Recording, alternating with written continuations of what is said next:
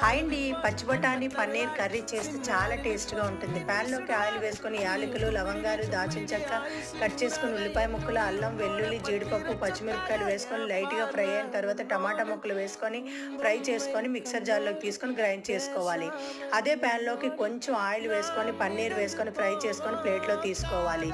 అదే ఆయిల్‌లో కొంచెం జీలకర్ర, కరివేపాకు, పసుపు, కారం, ఉప్పు వేసుకొని కలుపుకొని గ్రైండ్ చేసుకున్న పేస్ట్ వేసుకొని కలిపి పచ్చి బఠానీలు కూడా వేసుకొని కలుపుకొని పన్నీర్ ముక్కలు కూడా వేసుకొని కలుపుకొని కప్పు నీళ్లు వేసుకొని మూత పెట్టి లో ఫ్లేమ్లో 5 నిమిషాలు ఉడికించుకోవాలి.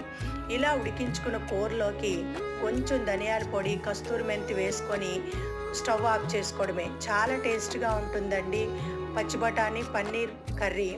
చపాతీలోకైనా రైస్లోకైనా చాలా టేస్ట్గా ఉంటుంది. మీరు కూడా ఒక్కసారి ట్రై చేయండి.